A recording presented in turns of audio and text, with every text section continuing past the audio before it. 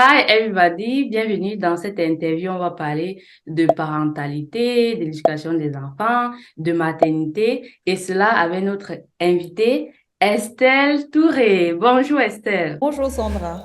comment est-ce que tu vas aujourd'hui? Bien, Alors, j'adore ton rouge à lèvres.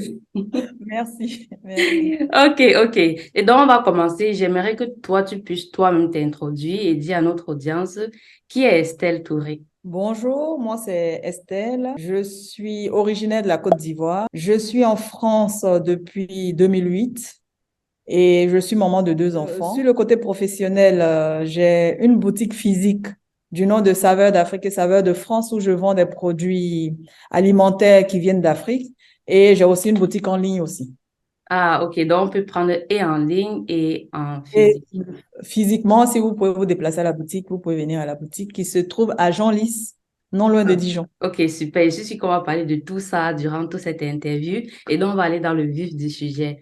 Je sais que tu es déjà maman, comme tu as dit, en grandissant et tout ça. Est-ce que tu as toujours voulu avoir des enfants? Oui, je pense que j'ai été élevée dans une famille où le rôle d'une femme était de concevoir. Mhm, mhm. Dans ma famille, ma mère, elle a eu ses enfants, ses sœurs ont eu des enfants. Je ne sais même pas s'il y a une stérile dans cette famille. Non, je pense pas. C'est-à-dire concevoir était comme l'accomplissement de sa vie de femme, en fait. Ah, cool, cool. Et dans cette société aujourd'hui, on peut voir ça comme mauvais, du genre, oh, comment est-ce qu'on peut... D'autres diront c'est réduire la femme. Ton avis, c'est quoi par rapport à ça? Non, je pense que mon avis n'a pas changé. Au contraire, c'est encore amplifié pour moi. C'est le rôle de la femme. Pour moi, une femme, c'est perpétuer la vie et ce qui a du sens en fait. Parce que si perpétuer la vie, c'était arrêté, je ne serais pas là. Wow, oui, très bonne Nous ne façon de serons pas dire. là en train de discuter. Notre rôle, c'est de perpétuer la vie en tant que femme, en tant qu'humain même, de faire en sorte qu'il y ait de nouvelles générations après nous. Euh, et perpétuer la vie, c'est le rôle de tout être vivant. C'est-à-dire, même une plante, son rôle, c'est de donner des fruits à une saison et puis après se reposer pour redonner encore une autre saison. C'est ça la vie, en fait. C'est ce qui fait que la vie continue jusqu'aujourd'hui et elle doit continuer après nous. Si Wow. les hommes préhistoriques qui sont passés avaient réfléchi comme ça, on ne serait pas là. Ah, ça c'est vrai, ça c'est vrai. Et j'aime beaucoup la façon dont tu parles de ça, c'est-à-dire perpétuer la vie. Et justement, dans ce sens de perpétuer de génération en génération, avais-tu une idée précise du genre de mère que tu allais être ou bien que tu allais devenir? Je peux dire que l'idée que j'avais du genre de mère que j'allais être m'a été transmise en fait. En fait, j'ai copié ce que j'ai vu. Ah, ok, ok. Voilà. Mhm, mhm. Je suis née dans une famille pas très aisée. Mes parents n'étaient pas aisés. Ma mère, elle ne même pas allée loin à l'école. Je pense qu'elle a dû s'arrêter peut-être au CM1 par là. Et Mhm. voilà, donc imagine le CM1 d'avant, hein. Tu vois un peu. Et donc, en plus, quand j'étais petite, puisque mes deux parents ne vivaient pas ensemble, j'étais beaucoup avec ma mère. Donc, Mhm.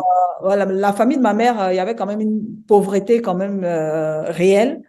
Et donc, le quotidien d'une mère, c'était de trouver à manger pour ses enfants, de nourrir ses enfants.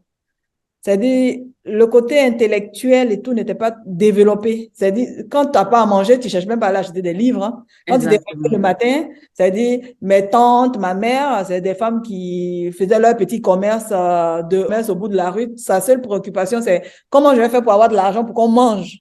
Mhm, mhm, mhm.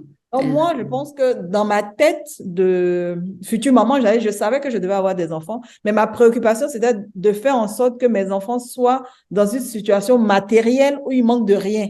C'était ça ma préoccupation. Ok. C'est-à-dire, je devais avoir des enfants quand moi, financièrement, ça va et que financièrement, je peux m'occuper d'eux. Et justement, lorsque, tu sais, lorsque parfois on a des idées de ce qu'on veut, maintenant quand la chose se concrétise et que Mhm. on se rend compte qu'on est enceinte et durant la grossesse, déjà, certaines choses peuvent changer. Mais je suis un peu curieuse, hein. On va un peu quitter du sujet. Comment est-ce que tu as réagi quand tu as su que tu es enceinte? Ben, j'étais contente. En plus, j'ai eu ma fille un peu, je vais dire un peu tard, j'avais déjà dépassé la trentaine. Mhm. Donc, du coup, ça me préoccupait. J'avais même commencé à enregistrer que peut-être que je ne ferais pas d'enfant. Oh, Ah oui, intéressant. oui, oui, oui. Mhm, Donc, du coup, quand j'étais enceinte, j'étais très contente.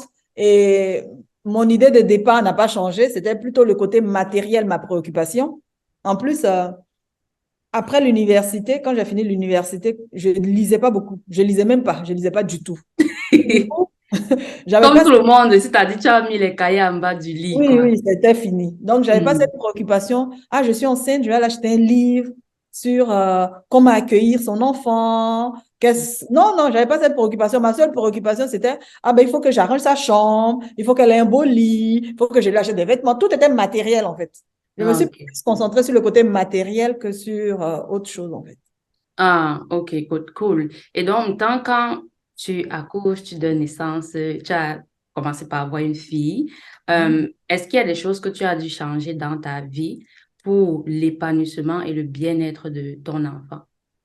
Oui, j'ai des choses que j'ai dû changer dans ma vie parce que quand je suis arrivée en France, je suis une fan de cuisine en fait. J'ai toujours aimé la cuisine, même pas française forcément, mais la cuisine du monde. Je me Mhm. rappelle que quand j'étais en Afrique, j'avais une chaîne qu'on appelait Cuisine TV. Parce Ah que, bon? oui, oui, quand tu as Canal, des fois, tu peux avoir des chaînes. Ah, Comme il y a des chaînes de sport, il y a des chaînes de... Non, il y a une chaîne qu'on appelait Cuisine TV. Et oui, moi, j'avais cette chaîne-là et je pouvais passer mon temps à regarder les grands chefs cuisiniers, ou bien, je sais pas, manger sur quelqu'un qui va dans un pays, même que ce soit en Afrique ou en Europe, en Asie, en train de... Ça, j'aimais la cuisine, en fait. Quand je exactement. suis arrivée ici, parce que j'ai une maîtrise en économie. Mais quand je suis arrivée ici, ça ne m'intéressait plus en fait. Et puis je me suis dit, bon, j'aime la cuisine. Je vais plutôt m'intéresser à la cuisine, surtout que je suis en France et puis on parle de la cuisine française comme la meilleure cuisine du monde. Si je suis là, je vois pourquoi je vais passer à côté de ça. Donc, je vais Exactement. m'intéresser à la cuisine. Donc, du coup, malgré que j'avais un bac plus 4 en économie, je suis allée faire un CAP en cuisine. Ah, ok, ok. Donc, j'ai fait ma formation en cuisine et j'ai commencé à travailler dans la cuisine et c'est en Mm. travaillant dans la cuisine, évidemment, comme j'aimais la bonne cuisine, donc du coup, je suis allée travailler dans un établissement quand même un peu coté où on faisait quand même des plats d'un certain niveau. Mhm. Et là, en fait, c'est là où j'ai pris conscience des horaires, en fait.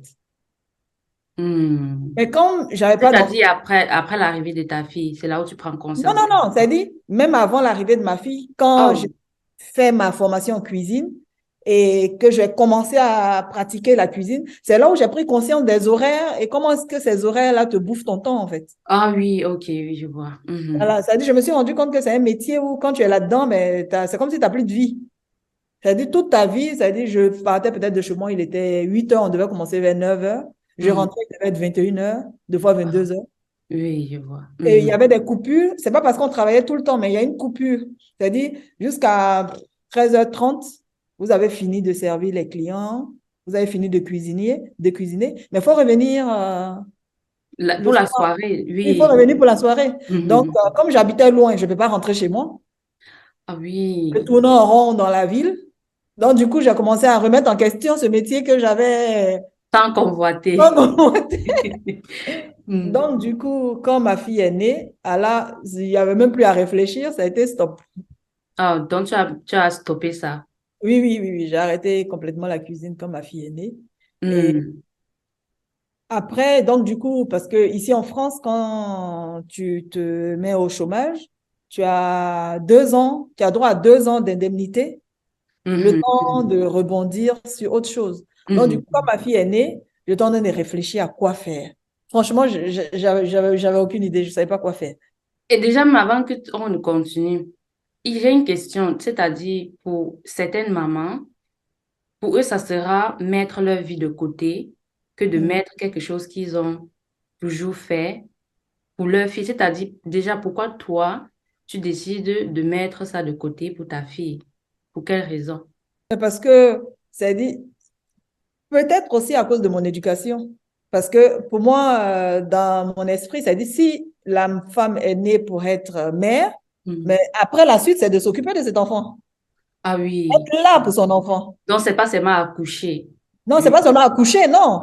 C'est dire qu'il faut aussi être là pour son enfant. Et si j'ai un métier qui me bouffe tout mon temps, je ne peux pas être là pour mon enfant. Je dis ça Donc, parce que il peut y avoir une femme qui se dit, moi, je dois continuer ce ma travail, carrière, ma voilà. carrière pour pouvoir montrer à mon enfant qu'il faut travailler. Et donc, pourquoi toi, tu as un différent mindset en mode, non, c'est plutôt mon enfant qui est plus important. par rapport à ce travail.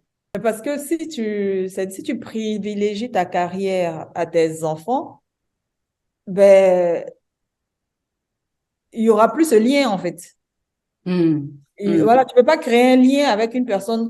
Sinon, j'en vois, ou bien de fois on en entend, c'est-à-dire des hommes d'affaires qui ont réussi dans leur carrière, mais qui sont tout le temps absents. Au final, ils créent pas de relation avec l'enfant. Tu vois pas ton enfant grandir. Tu sais pas. Après, des fois, ils sont étonnés que l'enfant a viré carrément sur un chemin qu'ils n'avaient pas pensé. Exactement, oui, oui. Oui, ils ont déposé tout le matériel, tout ce qui est matériel, mais ils n'ont pas pensé qu'il fallait aussi peut-être accompagner l'enfant. Et l'enfant, il s'est débrouillé tout seul. Il a pris un chemin peut-être que tu ne veux pas, mais au moment où tu viens lui parler, il t'écoute même plus. Oui, parce qu'il n'y a pas ce lien Et comme voilà, il n'y ça. a pas ce lien. C'est-à-dire au Hmm, moment où tu devais lui parler, tu n'étais pas là.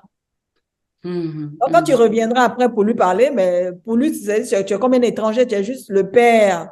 Parce qu'il sait qu'il a un père, tu portes ton nom, mais il n'y a pas ce lien.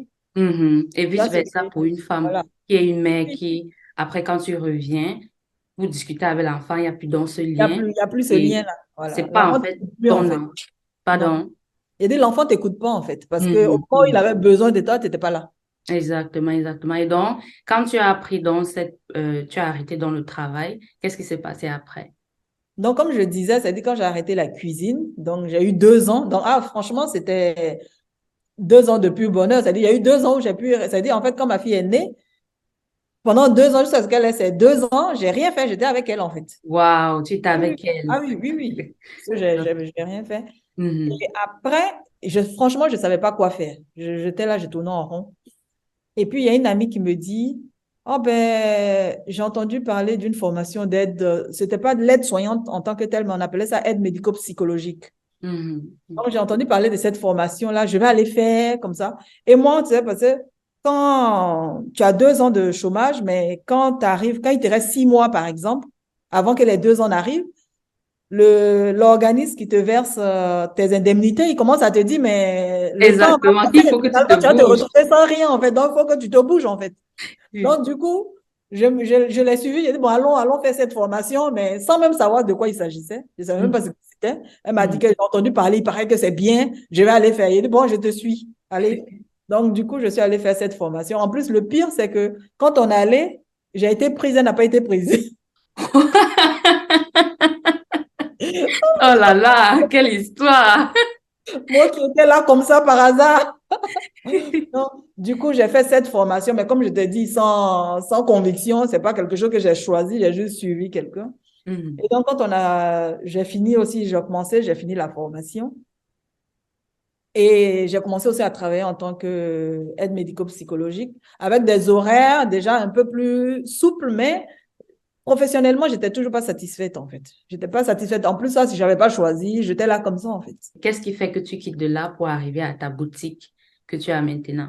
Je pense que c'est toujours dans ce processus d'avoir le temps pour mes enfants et d'avoir mon temps pour moi et mes enfants. C'est-à-dire, dans ce processus, je suis quittée, c'est-à-dire quand je n'ai plus voulu faire aide-soignante ou aide médico-psychologique, j'ai réfléchi à quelque chose qui allait faire que j'allais rester chez moi. Dans le but de t'occuper de tes enfants. Voilà, dans le but de m'occuper de mes enfants. Donc, du coup, quand il y a eu cette idée d'ouvrir la boutique, en plus, la boutique, elle est collée à la maison, donc elle est tout juste à côté. Donc, quand Mhm. il y a eu cette idée de boutique, ça a été une très bonne idée. C'était vraiment, pour moi, c'était parfait.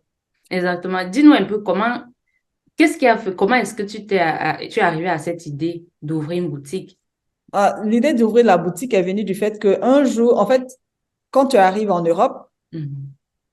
et que tu veux manger africain, généralement, il y a des boutiques qui existent et généralement, ces boutiques appartiennent soit à des Asiatiques, à des Pakistanais, des fois aussi des Arabes. Il peut y avoir des boutiques africaines qui appartiennent à des Africains, mais c'est pas beaucoup. Tu vas plus Mhm. tomber sur des boutiques asiatiques, pakistanaises, voilà, des trucs comme ça. Et Mhm. donc, quand tu arrives en Europe, tu fais ce constat, en fait. Parce que moi, ça a été un constat. Ah, bon, c'est des Asiatiques qui tiennent ces boutiques. OK.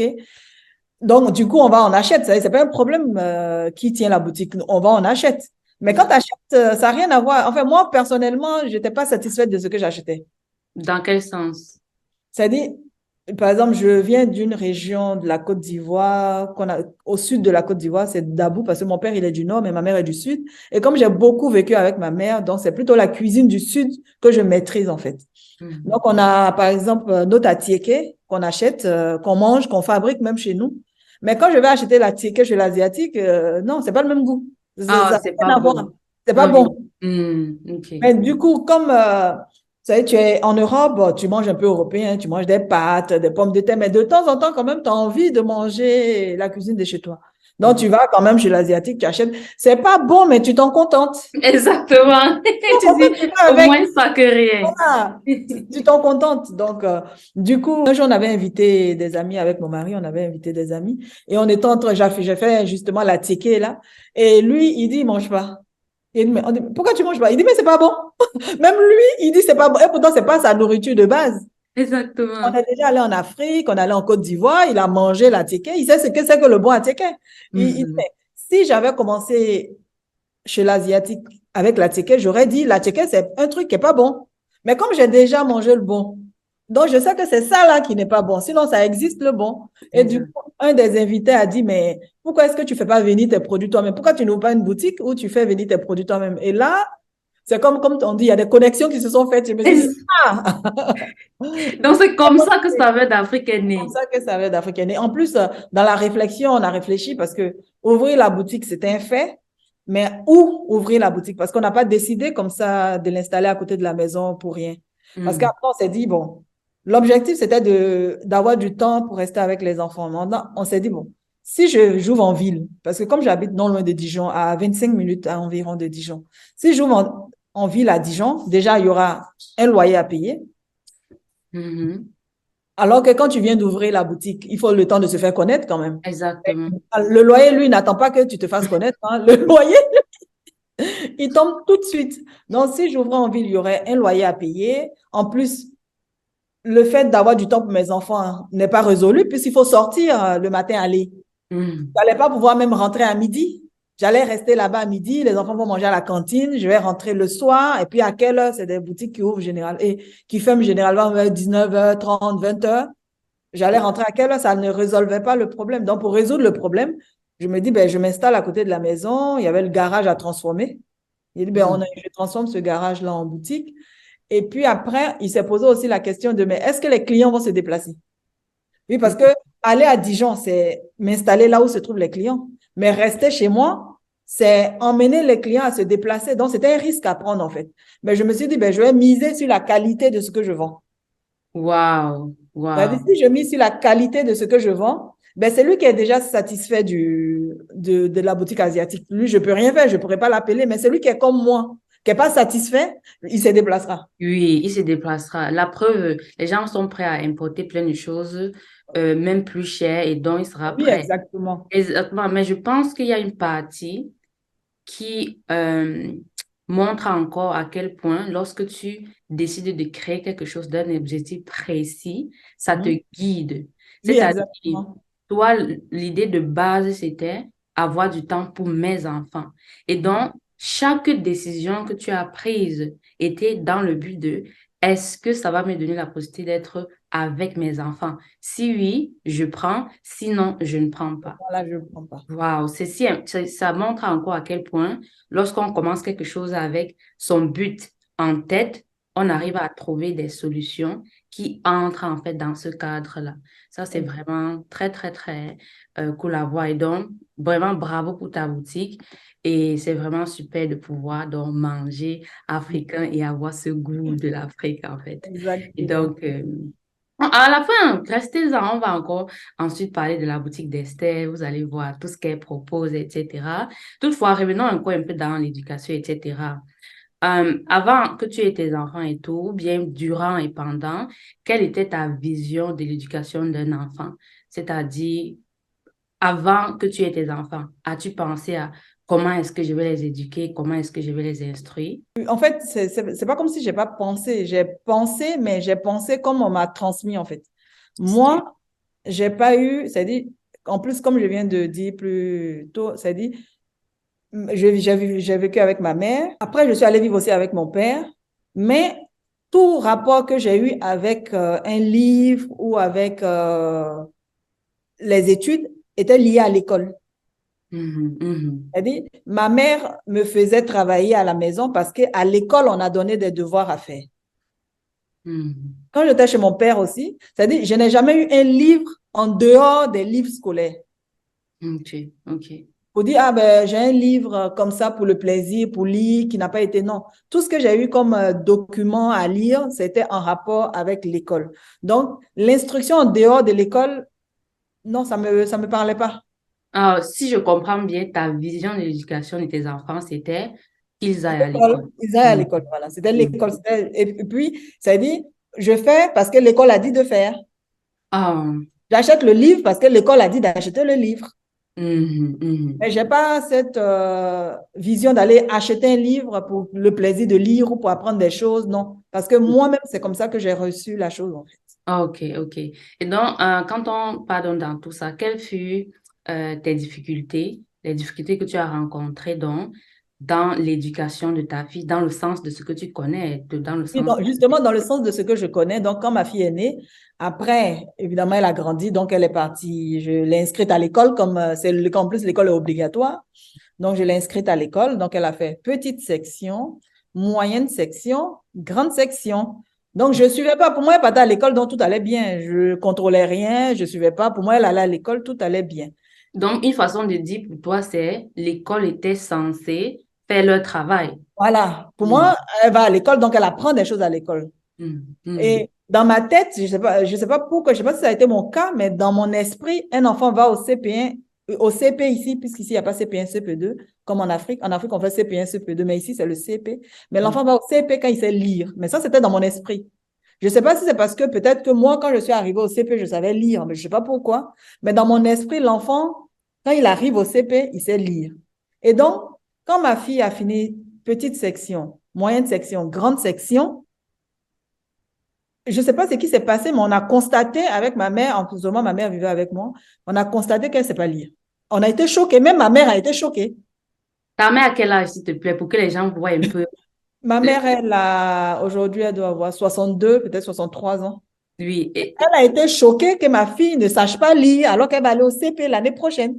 On dit, mais ça fait 3 ans, tu as fait petite section, moyenne section, grande section. Vous faisiez quoi en fait? Wow. C'est En la fait, question que je me suis posée. je parle de ça parce que, regarde, même une génération de 62 est capable de voir ça. C'est-à-dire, quand on parle du fait que plus le temps est en train de passer, plus le niveau du scolaire baisse, Mhm, voilà mhm. la preuve, dans le sens où même une personne qui n'a pas fait de longues études, ta mère n'a pas Non, fait non, non. pas du tout, et jusque-là, elle-même, elle est surprise qu'un enfant qui part au CP ne sache pas Pas lire. lire. Donc, on s'est dit, mais si tu ne sais pas lire, comment tu vas te débrouiller au CP? Donc, du coup, il y a les vacances scolaires, là, quand elle a fini la grande section, il y a eu les vacances scolaires. Pendant les vacances scolaires, on lui a appris à lire. C'est-à-dire, on a refait l'alphabet, et puis bon, on lui a appris comme nous-mêmes, on a appris, genre, en syllabes, là, je ne sais pas comment on dit ça. Oui, Le oui, les syllabes. A, là, voilà, pour qu'elle puisse lire, en fait. Donc, c'est ce qu'on a fait pendant les 3 mois, et ça a été difficile parce que elle voulait pas, elle pleurait. Moi, j'ai lâché l'affaire. Ma mère, elle a dit, elle ne lâche pas. Donc, elle avait un bâton à côté d'elle. Donc, t'imagines? C'est Hmm. un truc qu'on aurait pu commencer si on s'était rendu compte depuis tôt. Au moins, ça aurait été beaucoup plus facile puisque là, on aurait pris le temps. Là, on a accéléré un truc qu'elle devait intégrer là en 2 mois, 2 mois et demi avant d'aller. Et donc, du coup, c'était difficile. Elle pleurait, mais ma mère dit qu'elle ne lâche pas. Il faut qu'elle sache lire avant d'aller en CP. Donc, Hmm. c'est comme ça Hmm. que ma fille a su lire. C'est pas Hmm. grâce à l'école, comme moi j'avais pensé, comme moi j'ai laissé faire. Et si on n'avait pas fait ce constat, ça aurait continué. Et puis après, ça se trouve, l'enfant, il fait le CP. Il ne sait toujours pas lire correctement. Hmm. Il Hmm. arrive au CE1, il ne sait toujours pas lire, du coup, il se désintéresse de l'école. Et si toi, le parent, tu n'es pas derrière pour suivre, après, on te dit, non, ton enfant, il est nul. Il ne comprend rien. Mais c'est normal, il y a bien des choses qui ont été ratées dès le départ. Et comme il n'y a eu personne derrière pour contrôler, ben, l'enfant peut aller de lacune en lacune comme ça. Exactement, exactement. Et tu as dit un truc que je pense que ça se voit beaucoup. Beaucoup de gens, justement, pensent que je sais qu'il y a l'école et l'école a le devoir. L'école est censée Voilà. Dans mon éduquer mon esprit, c'était ça. enfant. L'école est censée éduquer mon enfant. Mais là, maintenant, je me rends compte que non, je m'étais trompée. Mhm. Et la preuve, comme tu viens de le dire, tu as vu de toi-même, dans le sens où c'est fou à quel point on peut rester là dans sa tête et se dire, su qui s'en charge. Mais à un moment donné, tu as vu la réalité par toi-même. Et donc, après ça, tu as eu donc ton deuxième enfant. Y a-t-il des choses que tu as fait différemment avec ton deuxième enfant? Parce que tu sais, quand on est une nouvelle maman, il y a certaines choses, c'est nouveau, tout est nouveau, on apprend et parfois on apprend de ses erreurs et après, maintenant, quand on a le deuxième, très souvent on fait des choses un peu différentes. Y a-t-il des choses que tu as fait différemment avec ton deuxième enfant? Oui, c'est-à-dire, surtout au niveau de l'éducation. Au niveau du matériel, non, j'ai pas fait différemment puisque j'étais toujours dans le bien-être. Il faut que je donne tout à mon enfant. Mais au niveau de l'éducation, j'ai fait différemment. Mhm, C'est-à-dire, avec Milan, déjà en petite section, on a déjà commencé, quand il était en petite section, on avait déjà commencé l'alphabet. mhm, mhm. Et Et puis donc, en plus, comme il est, voilà, c'est-à-dire, même si on ne doit pas le cataloguer, mais comme il était catalogué timide, voilà, mhm. je me suis dit, ça sera encore pire que sa sœur. Ah oui. Elle dit, sa sœur, au moins, elle échangeait avec les maîtresses en classe, mais lui, il n'échangeait même pas avec les maîtresses parce que je pense qu'il ne voulait pas être là-bas, il ne voulait pas y aller. Et puis, bon, comme je l'obligeais à y aller, arrivé là-bas, il parlait à personne, en fait. Ah oui, je Il parlait vois. à personne, donc je me suis dit, ça allait être encore difficile. Déjà, j'avais dans mon esprit de commencer l'alphabet plutôt avec lui, de commencer à lui apprendre, mais Mhm. le fait qu'il ne parle à personne à l'école a encore accéléré le fait que, ou a accentué le fait que je me dise, il faut qu'on s'y prenne tôt même avec ma mère. Je faisais, ma mère faisait, c'est-à-dire on était là-dessus. Et puis avec Milan, on a commencé tôt. Cool. Et donc, la vision que tu avais autrefois de l'éducation d'un enfant, a-t-elle changé aujourd'hui? Ah oui, ah oui. Ok. Et pourquoi? Radicalement, radicalement. Mhm. Déjà, c'est-à-dire avant, pour moi, c'était l'école qui devait se charger de l'éducation des enfants, mais non, c'est pas l'école qui doit se charger. C'est-à-dire, c'est pas, non seulement c'est pas l'école qui doit se charger, mais l'école ne peut pas se charger de l'éducation des enfants. C'est-à-dire, imaginez-vous, vous avez un, deux enfants. Vous ne vous en occupez pas. Vous voulez qu'une maîtresse qui a 25 enfants dans sa classe s'en occupe. C'est-à-dire, même si elle est la maîtresse la plus gentille du monde, La la plus plus intentionnelle. bienveillante, Hmm. la plus volontaire, ce n'est pas possible. Elle ne peut pas. Donc, il y en Hmm. a qui seront laissés pour compte. Et pas parce que, en fait, en plus, c'est important aussi de s'instruire, de lire. C'est-à-dire, même en dehors de l'école. C'est-à-dire, si on veut être maman, il y a des livres qui ont été écrits par des personnes en fonction de leurs expériences, en fonction de leurs compétences. Il faut lire ces livres-là pour savoir comment on a. C'est important. Hmm. Il ne faut pas juste avoir l'enfant juste pour avoir l'enfant. Hmm. C'est comme si je vais devenir informaticien, mais je ne lis aucun livre d'informatique. Qu'est-ce que je vais fabriquer?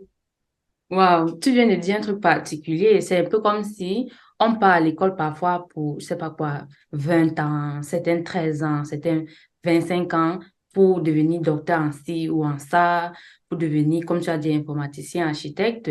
Mais on n'a pas une école pour apprendre à devenir maman. Maman. Et Alors que, il faut apprendre à devenir maman. On ne devient pas maman comme ça.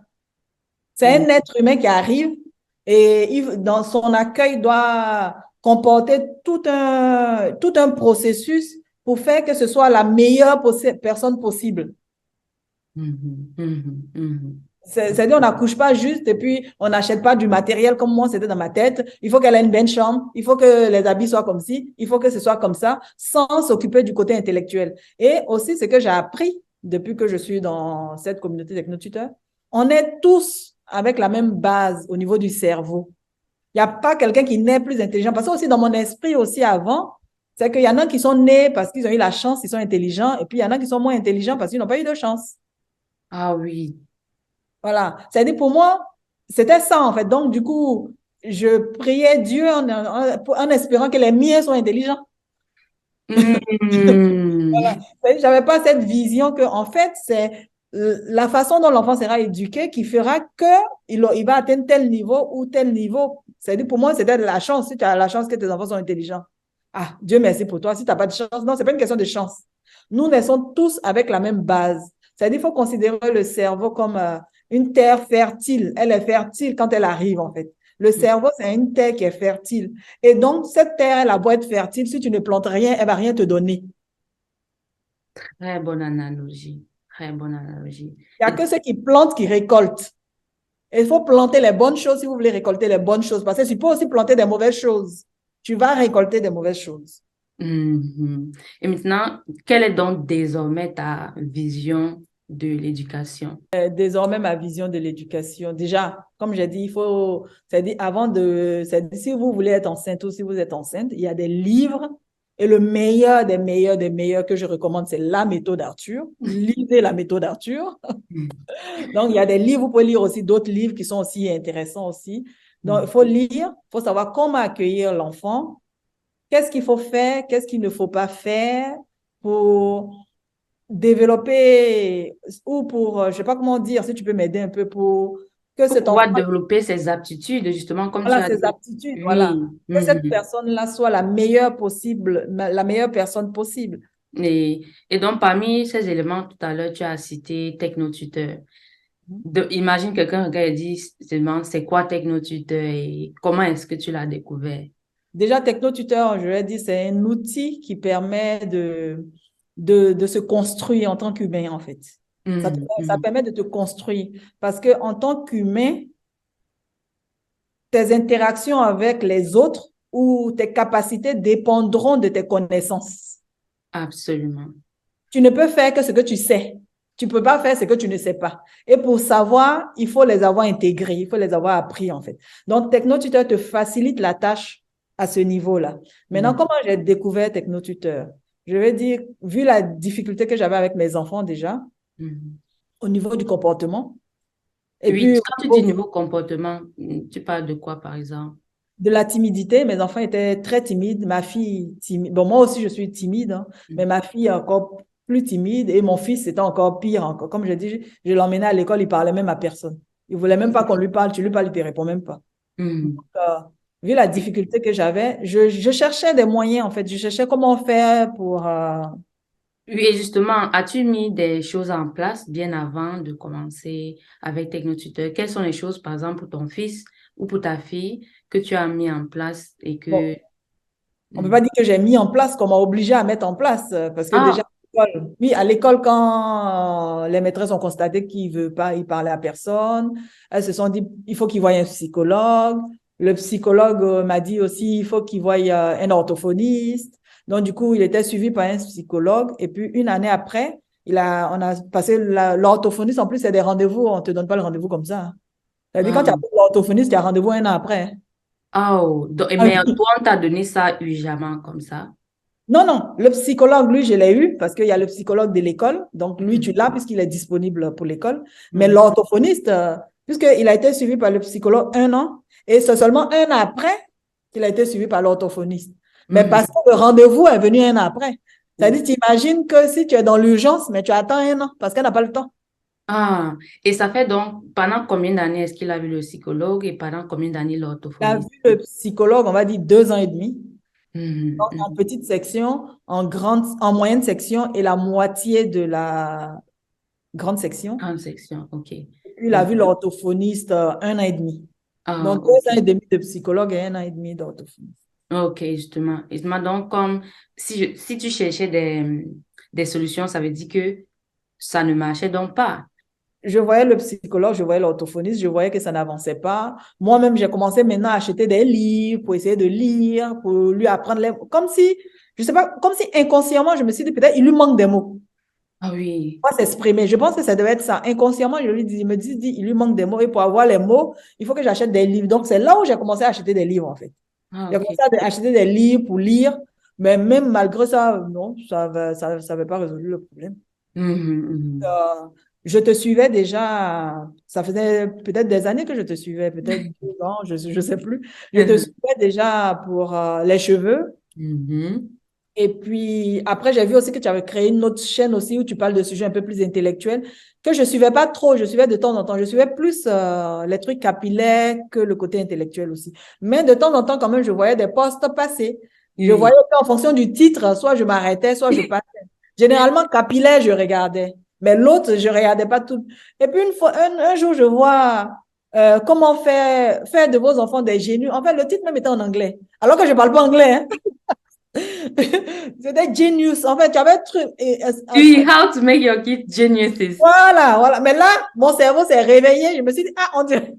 Que c'est ça que je veux, c'est ça que je cherche là.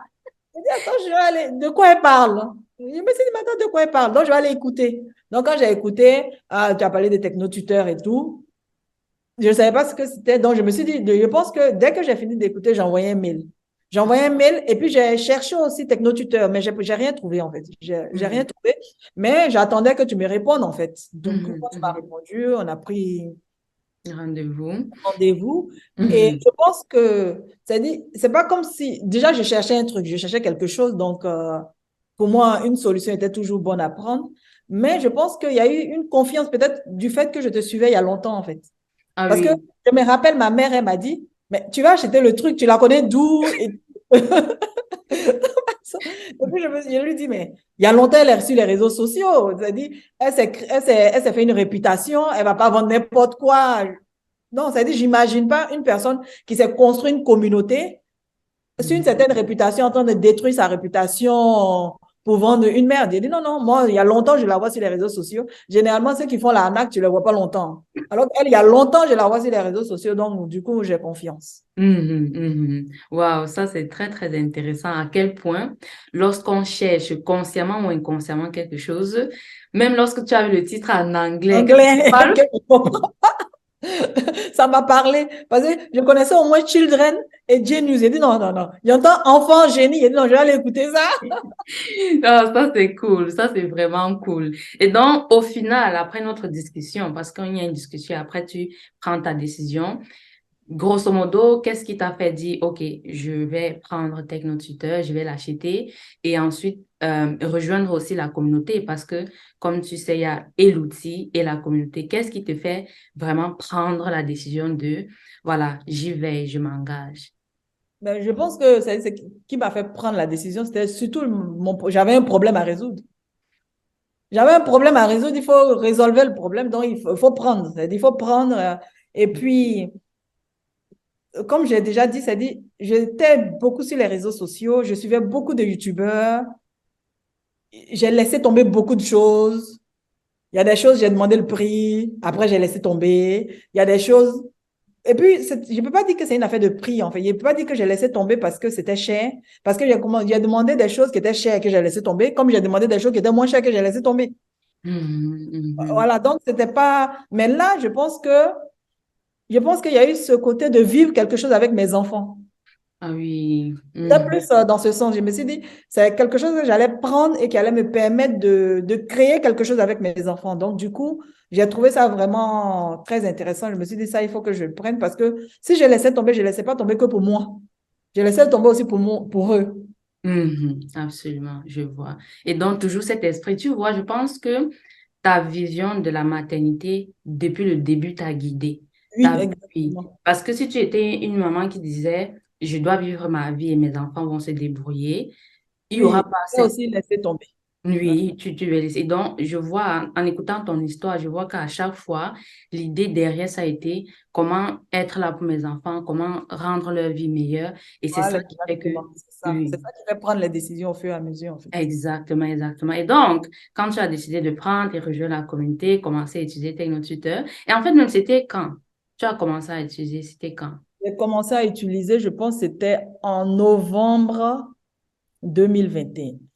Ah oui, novembre 2021. Et donc, depuis là, ça va faire quoi? Un an, Oui, quelques un an, mois, non? 6 mois, peut-être un Oui. an, 6 mois, je ne sais plus. Exactement. Et donc, on va commencer. Quels sont les premiers changements que tu as remarqués à la maison, chez vous, lorsque vous avez commencé à utiliser Technotuteur?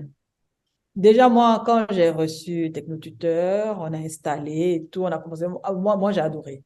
Moi, j'ai adoré parce que franchement, j'ai découvert des choses. C'est-à-dire même déjà, l'alphabet me faisait découvrir des choses.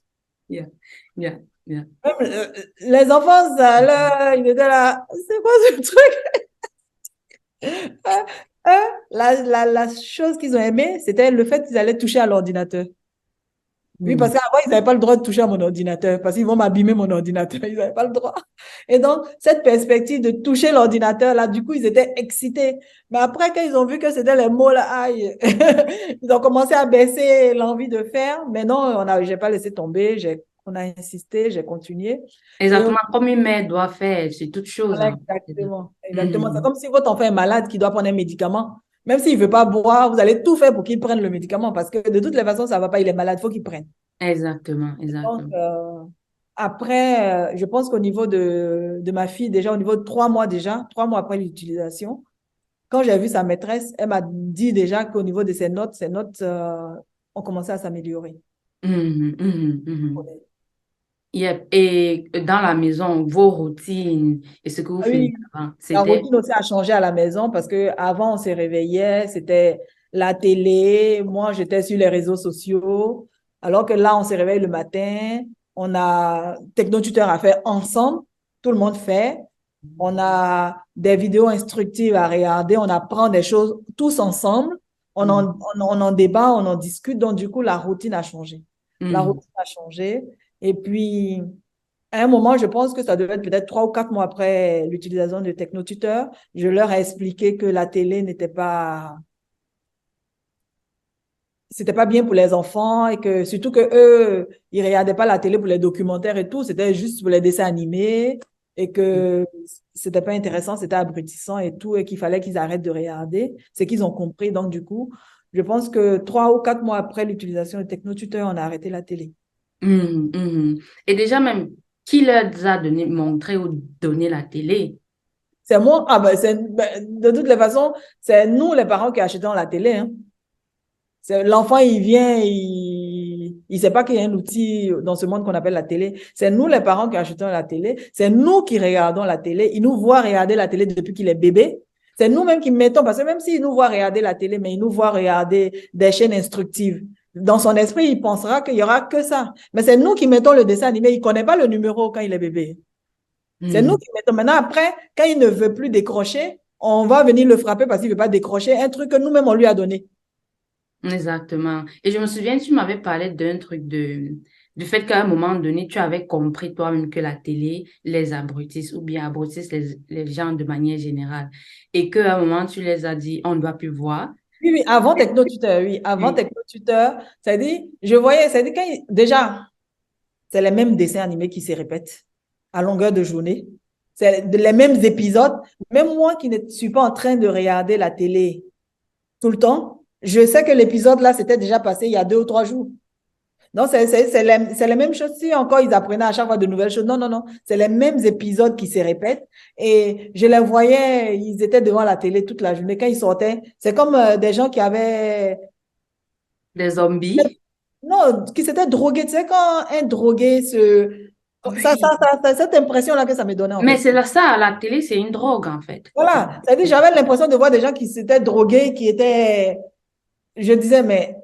Ça, je voyais que c'était pas positif et donc du coup je leur ai dit d'arrêter. Je pense que quand je leur ai dit d'arrêter, même eux voyaient que c'était pas forcément positif. Donc, du coup, ils ont accepté d'arrêter. Ils ont accepté d'arrêter, mais comme on faisait rien en retour. Oui, ils ont arrêté la télé, mais il y a un vide qui s'installe. Mhm, Et mhm. il y a le vide qui s'installe. Je ne connaissais pas Technotuteur, donc je ne savais pas quoi faire de ce vide. Je leur ai dit de retourner regarder la télé. C'est-à-dire, toi, en tant que mère, tu as encore dit à tes Donc, propres enfants, allumer la télé, puisque je ne sais pas wow. quoi leur faire faire. Ça, c'est la preuve de quand on ne sait pas. Et d'où vient, comme on dit souvent, l'ignorance crée en fait des choses, des conséquences qu'on regrette après. Et ce que tu as expliqué, dans le sens où un parent va même frapper son enfant pour qu'il arrête de voir la télé, mais en réalité, c'est le parent qui a introduit la télé, etc., etc. Et donc, si on, et du côté donc de Milan, de son psychologue et l'orthophoniste, comment ça s'est passé de ce côté lorsque vous avez commencé à utiliser Technotuteur? Oui, dès qu'on a commencé à utiliser Technotuteur, tous ils me font, ah ben on voit des améliorations et tout. Bon, au fond de moi, je savais que c'est parce que j'avais commencé un outil. C'est-à-dire, je leur ai jamais dit que j'ai commencé un outil, mais au fond de moi, mais pour eux, c'est parce qu'ils avaient fini par trouver, je sais pas moi, aboutir à quelque chose. Mais non, au fond de moi, je sais que c'est parce que j'ai commencé à utiliser Technotuteur. Du coup, ça, que ce soit le psychologue ou l'orthophoniste, c'est pas arrivé à la fin de la grande section, ça s'est arrêté au milieu parce qu'eux-mêmes voyaient qu'il y avait de l'amélioration, pensant que c'était eux. Mais bon, moi, au fond de moi, je savais que c'est parce que j'avais commencé à utiliser Technotuteur. Et, c'est-à-dire, je pense que sans Technotuteur, j'aurais eu peur qu'ils arrêtent. J'allais penser qu'il faut qu'ils continuent de le suivre.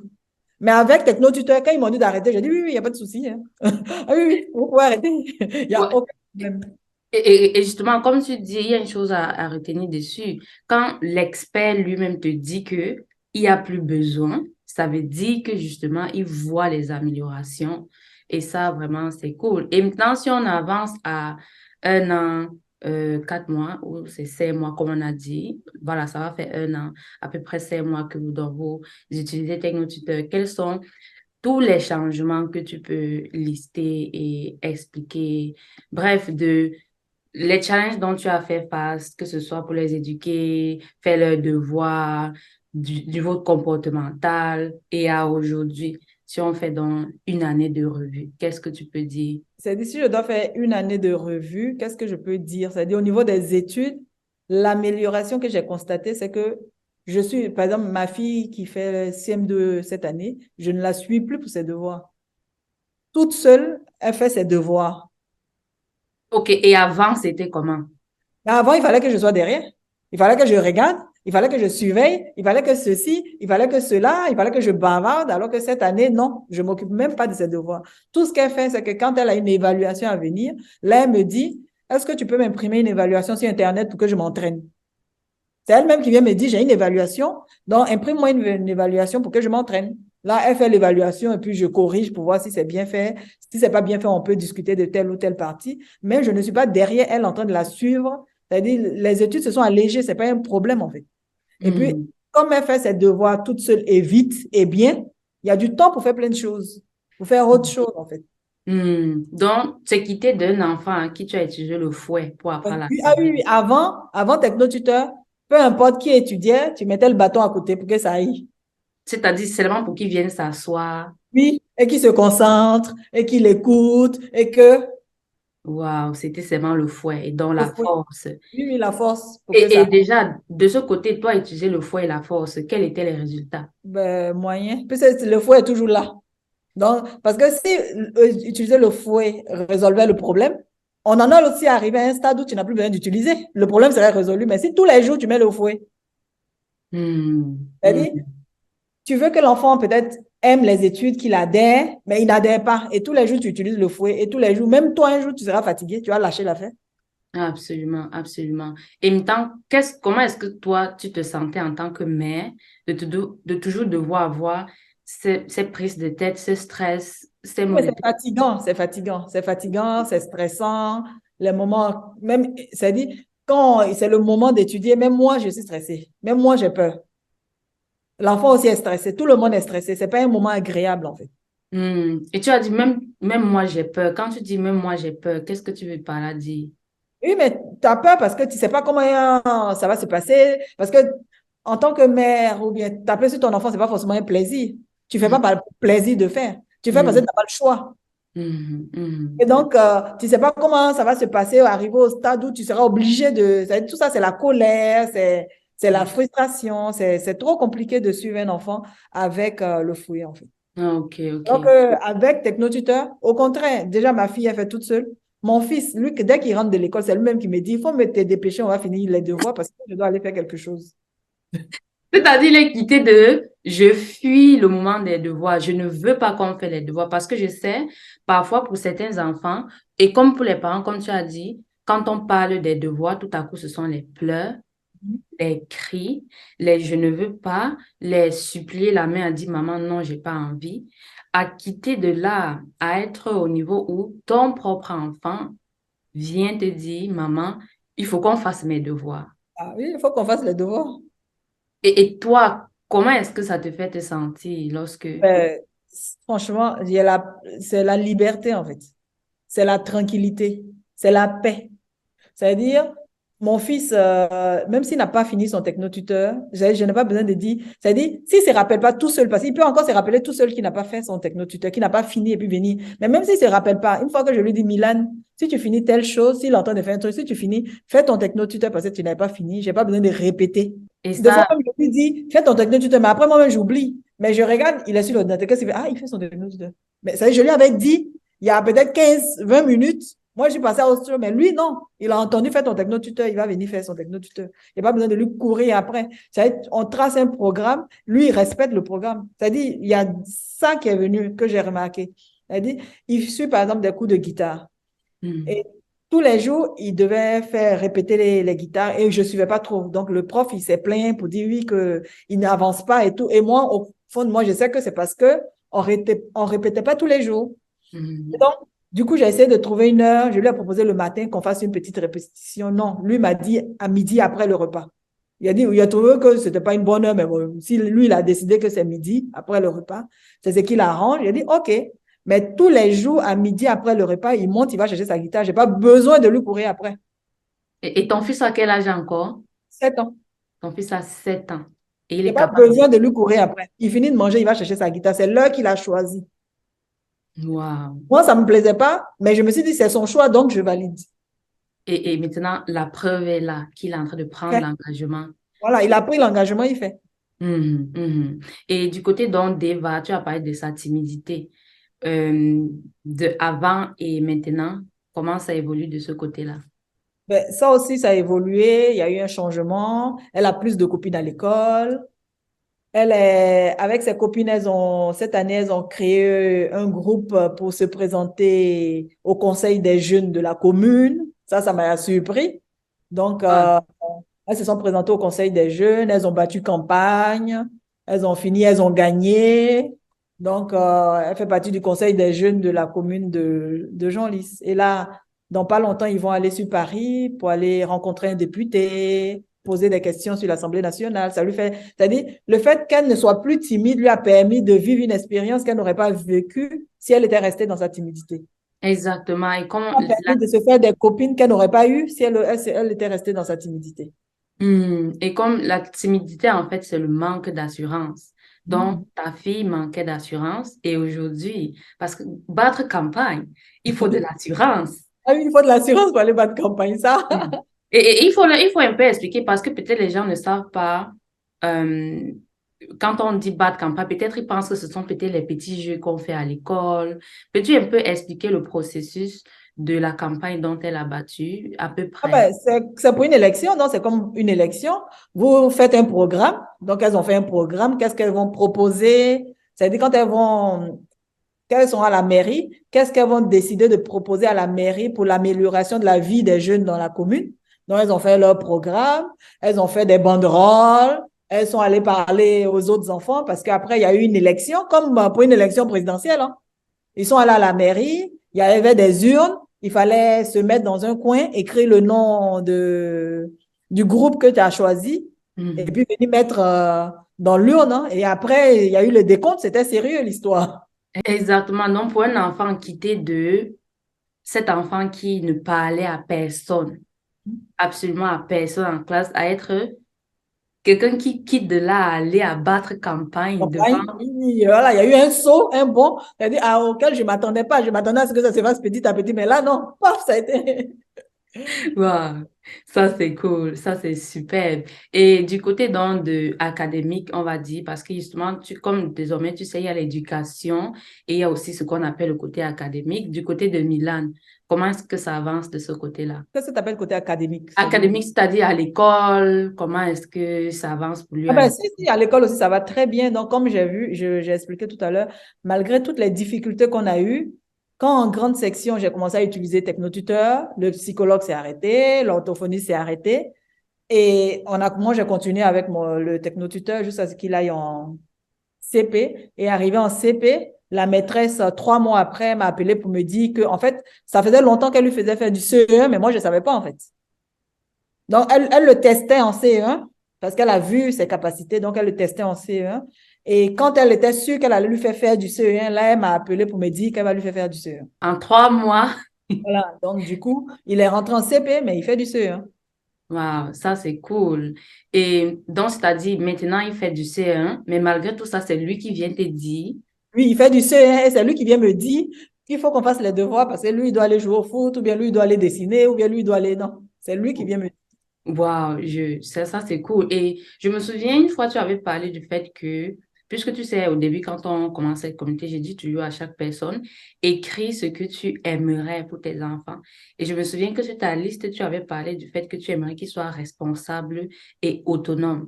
As-tu remarqué cela dans leur vie et comportement et ce qu'ils deviennent?